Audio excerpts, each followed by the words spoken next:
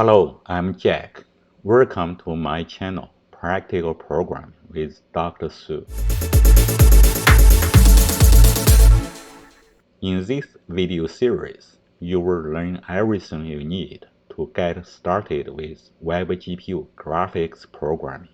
In all of the examples we discussed so far, we have created only a single object per scene.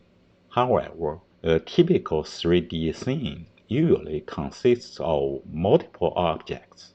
In this video, I will explain how to render two cubes in a single scene using the uniform transformations as shown here.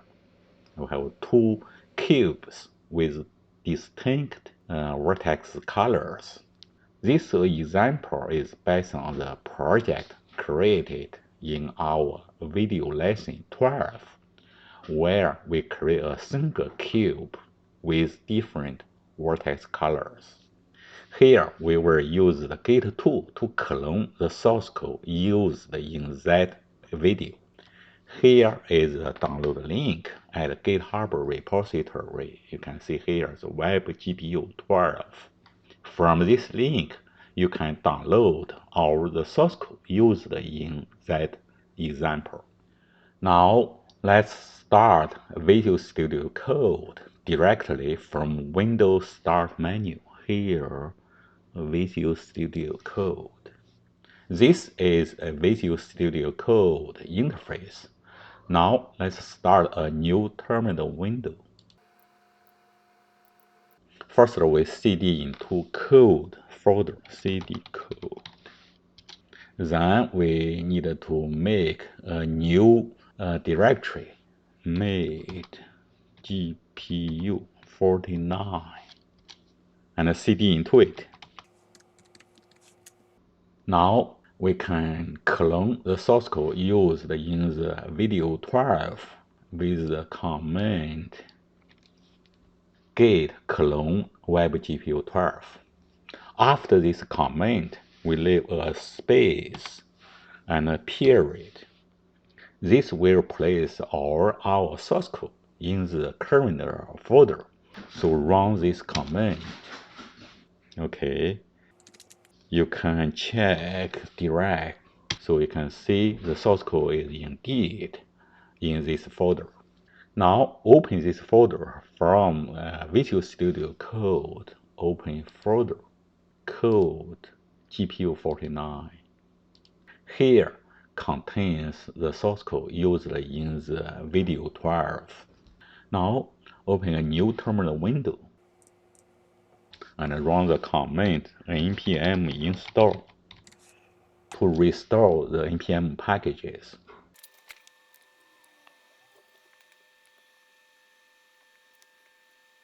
Okay, finished. Now all the installed packages are stored in the node module folder. Next, we need to make some changes to the index.html file from the DRST folder. Open index.html file.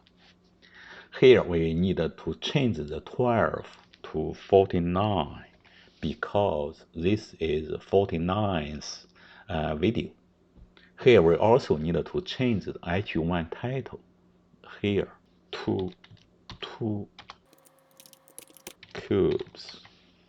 And in this example, we don't need the camera control, so we can remove the radio option for camera control here, the motion control part. So we don't need this. We can remove this code. Now we can save this file.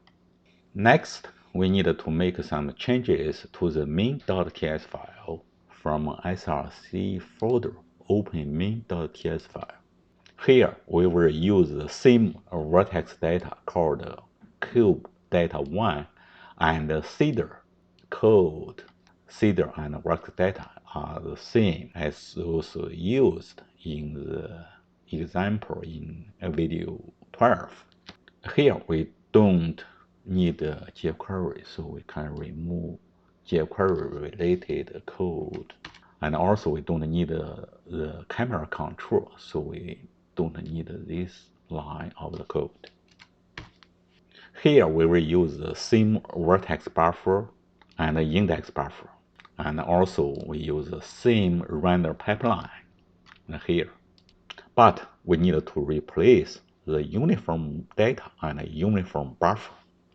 So the uniform data and uniform buffer related code here, we need to replace it using a new code.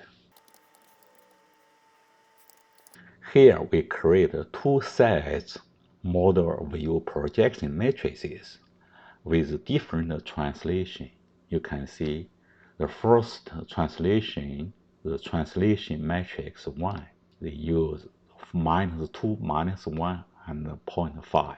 But for second cube, we use translation matrix 2 with translation vector 1, 1, -2. This will place the two cubes at different locations. We then create two uniform binding groups. You can see uniform binding group 1, uniform binding group 2. But with different offset, you can see the first one offset 0, and second one offset uniform offset. Uniform offset we define here is equal to 256. Note that the offset for uniform binding groups must be 256 bytes aligned. So we use different offset. For first one use 0 and the second one use 256.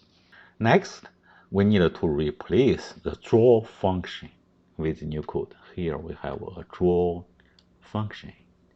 This function we need to replace this draw function with new code. Here we create two sets of model matrices. You can see first one is model matrix here, model matrix 1 with translation matrix and rotation here. And this model matrix 2, translation matrix 2, and different rotation. These transformations will determine the locations and the rotations of our two cubes. We then use these transformations to construct model view projection matrix. You can see here, use model matrix 1 times view matrix and times projection matrix. We construct the model view projection matrix 1. Similarly, here we use model matrix 2 multiplied by view matrix, view and projection matrix, construct model view projection matrix 2. Note here, the view matrix and projection matrices are the same for the two cubes. Only difference is model matrix. One is model matrix 1, one is model x2. Next, we use these matrices to build our uniform buffer by calling the write buffer function here. You can see uniform buffer. We use a model view projection matrix 1 and with 0 offset. For a second cube, we use uniform buffer but with uniform offset, which is 256. So we construct the uniform buffer with different offsets. Finally, we draw the two cubes separately by specify different uniform binding group. For the first cube, we use uniform binding group 1. For second cube, we use uniform binding group 2. So we draw these two cubes separately with different uniform binding group. This way, you can create as many objects as you want. Now, we need to remove the jQuery related code. We don't need this code. So remove this. Now, we finish the modification to the main.ts file. So we can save this file. Up to now, we have finished all the programming. We can then run the following command on the terminal window to bound our TypeScript code. In production mode, open a new terminal window and then run npm run prod. Okay, the bound file is created successfully. Now we can click the Go Live link to open Chrome Canary to view our cube. Click this link. Here is our two cubes with distinct vertex colors. You can see these two cubes are at a different location and they also rotate independently. You can see here. Now we have completed this example. In next video, we will discuss how to create multiple objects in a single scene using the instance approach. Most examples presented in this video series are based on my recently published book, Practical WebGPU Graphics. From this link, drsu.net.com, you can see the details about this book. I have created a GitHub repository to host the source code used in this video series. From this link, you can download the source code used in this video series. I also created a live demo at this link. This demo shows the live results by running the example projects presented in this video series. I will end this video here. See you next time. Bye.